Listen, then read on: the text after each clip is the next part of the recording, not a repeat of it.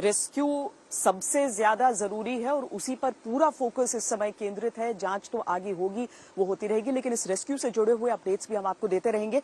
अब कोरोना के हालात की बात कर लेते हैं, क्योंकि वो बेहद चिंताजनक बने हुए हैं और यूं कहें कि हर दिन के साथ चिंताएं थोड़ी सी बढ़ जाती हैं।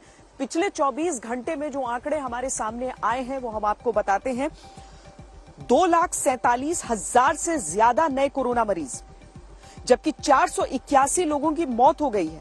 24 घंटे में भारत में एक्टिव कोरोना मरीजों की संख्या 1,62,212 का इजाफा उसमें हो गया है। एक समय एक्टिव केस के मामले में भारत दुनिया में 6ठे नंबर पर है इस समय। पिछले 10 लाख नए केस सिर्फ 6 दिन में रिपोर्ट हुए हैं। दिल्ली में 24 घंटों में 28,867 केस आए, संक्रमण दर 19% के पार चली गई, जबकि मुंबई में 24 घंटे में 13,702 केस आए। कोरोना के ये विस्फोटक आंकड़े सिर्फ आम लोगों के लिए नहीं है, प्रधानमंत्री नरेंद्र मोदी के लिए बहुत बड़ी चिंता का विषय है। आज पीएम मोदी ने देश के तमाम राज्यों के मुख्यमंत्रियों के साथ कोरोना संक्रमण की रोकथाम और महामारी के मैनेजमेंट पर मंथन किया है।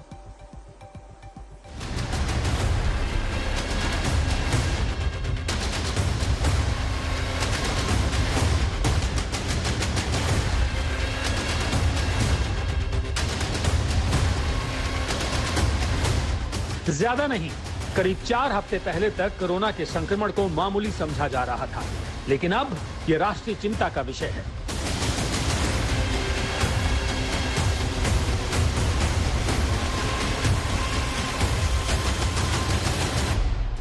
देश में करीब 2.5 लाख नए संक्रमित मिले हैं और अब कोरोना संक्रमण की ये तीसरी लहर पीएम मोदी की सबसे बड़ी चिंता है और वो खुद समाधान और एक्शन प्लान को आगे बढ़ाने में जुटे हैं।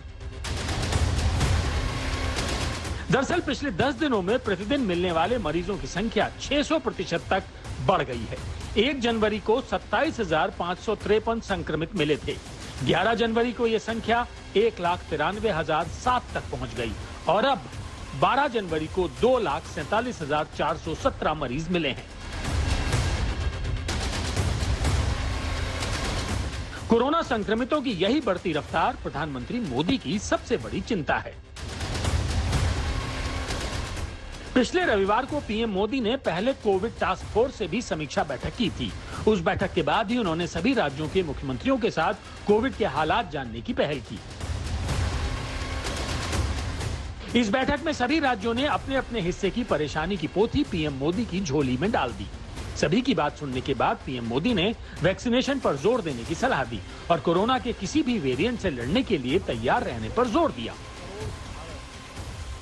साथियों, दुनिया के अधिकतर एक्सपर्ट्स का कहना है कि वेरिएंट चाहे कोई भी हो, कोरोना से लड़ने का सबसे कारगर हथियार वैक्सीन ही है। 100% टीकाकरण के लिए हर घर दस्तक अभियान को हमें और तेज करना है। जहां से ज्यादा केस आ रहे हैं, जहां ज्यादा से ज्यादा और तेजी से टेस्टिंग हो, ये सुनिश्चित करना भी आवश्यक है। इसके अलावा हमें यह भी सुनिश्चित करना होगा कि होम आइसोलेशन में ही ज्यादा से ज्यादा ट्रीटमेंट हो सके। मुख्यमंत्रियों के साथ बैठक के दौरान पीएम मोदी ने मौसमी आयुर्वेदिक नुस्खे और काढ़े का भी जिक्र किया। जो आयुर्वेदिक चीजें हैं, जो काढ़ा वगैरह पीने की परंपरा है, इस सीजन में उपकारक है। इसको कोई मेडिसिन के रूप में नहीं कहता है, लेकिन उसका उपयोग है। और मैं तो देशवासियों से भी आग्रह करूंगा कि ये जो हमारी परंपरागत घरगथ्थू जो चीजें रहती है, ऐसे समय उसका भी काफी मदद मिलती है। कोविड पर चर्चा कार्यक्रम में उन राज्यों के मुख्यमंत्री भी शामिल हुए जहां फरवरी मार्च में चुनाव होने हैं। इस बैठक में उन 8 राज्यों के मुख्यमंत्री भी थे जहां कोविड संक्रमण के हालात सबसे गंभीर हैं। इन 8 राज्यों में महाराष्ट्र, पश्चिम बंगाल, दिल्ली, कर्नाटक, तमिलनाडु, यूपी, गुजरात और केरल हैं। दरअसल इन्हीं राज्यों में सबसे ज्यादा मरीज मिल रहे हैं। पिछले 24 घंटों की ही बात करें तो महाराष्ट्र में 46,723, दिल्ली में 28,867, पश्चिम बंगाल में 22,155, कर्नाटक में 21,390, तमिलनाडु में 17,934, यूपी में 13,597, केरल में 12,742 और गुजरात में 9,941 मरीज मिले हैं।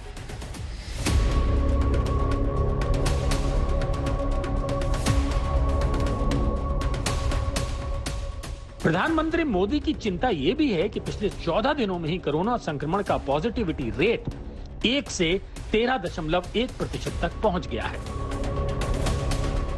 स्वास्थ्य मंत्रालय के मुताबिक 30 दिसंबर को देश में कोरोना संक्रमण का पॉजिटिविटी रेट 1.1% था, जो अब 13.1% हो गया है। स्टेट्स में केसेस और पॉजिटिविटी में बढ़ोतरी हो रही है, उसी के अनुपात में ही, उसी के कारण से ही हम देखते हैं कि जिले स्थाई पर भी कई जिलों में हमने केस पॉजिटिविटी में इंक्रीज और केसेस नंबर जो रिपोर्ट हो रहे हैं उसमें भी इंक्रीज नोट किया है। मुख्यतः मुंबई में जैसे कि केस पॉजिटिविटी बढ़कर 26.95% नोट की जा रही है। कुछ दिन पहले तक ओमिक्रॉन पर यह कहा जा रहा था कि यह सामान्य जुकाम जैसा है, जो बहुत ज्यादा नुकसान नहीं पहुंचा रहा है। तो ये सोचने वाले लोग जान लें कि देश में कोरोना संक्रमण से अब तक 4,84,859 लोगों की मौत हो चुकी है। पिछले 24 घंटे में ही 481 लोगों की मौत कोरोना संक्रमण से हुई है। कुछ यही आंकड़ा 1 अप्रैल 2021 को देखने को मिला था, जब दूसरी लहर में 474 लोगों की एक दिन में ही मौत हो गई थी।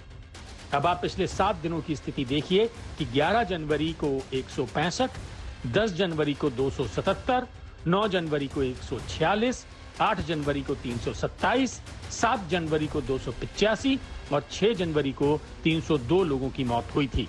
यानी देश में कोरोना संक्रमण से मौत की स्थिति दूसरी लहर जैसे ऊपर उठनी शुरू हो गई है। एक उलझन इस बात को लेकर भी है कि क्या कोरोना संक्रमण से हो रही मौतें ओमिक्रॉन से ही हैं या फिर डेल्टा ही नुकसान पहुंचा रहा है। तो इंडिया टुडे के डेटा इंटेलिजेंस यूनिट का एक आंकड़ा देखना चाहिए। इसमें आप देख सकते हैं कि पिछले साल अप्रैल में जब दूसरी लहर पीक की ओर बढ़नी शुरू हुई तो कोरोना के अल्फा, डेल्टा और कप्पा वेरिएंट कहर बरपा रहे थे।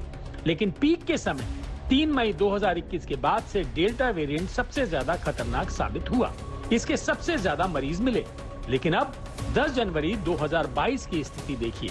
इससे ये पता चल रहा है कि नए मरीजों में ज्यादातर ओमिक्रॉन वेरिएंट के ही मरीज हैं और हर 4 संक्रमितों में से 3 संक्रमित ओमिक्रॉन से पीड़ित हैं। और यहाँ हम याद दिला दें कि कोरोना से पिछले 24 घंटे में 481 मरीजों की मौत हुई है। Omicron is not common cold. Omicron is not common cold. इतना सिंपल, इतना साधारण ये नहीं है कि हम इसको लाइटली लें। एक भावना बने जा रही है कि क्या होगा, ऐसा नहीं सोचें। कोरोना संक्रमण के मामले तेजी से बढ़े हैं, लेकिन एक सवाल ये उठता है कि क्या कोरोना संक्रमितों की बढ़ती संख्या से अस्पतालों पर भी बोझ बढ़ेगा। इस पर दिल्ली के स्वास्थ्य मंत्री का कहना है कि अस्पताल में भर्ती होने वालों की संख्या नहीं बढ़ी है। तो हाईएस्ट केसेस पहुंचे हैं, उसके प्रोपोर्शनेटली हॉस्पिटल एडमिशन नहीं बढ़ रहे। भाई जैसे 20,000 केस आए थे और 27,000 आए तो एकदम से एडमिशन बढ़ने थे, एडमिशन नहीं बढ़ रहे। या 10,000 में जितने एडमिशन थे उतने ही 27,000 में है। तो इसका मतलब कहीं ना कहीं सीवियरिटी कम है।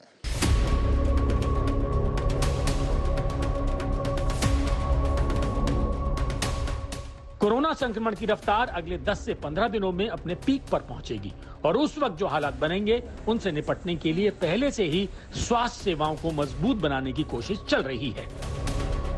ब्यूरो रिपोर्ट, आज तक।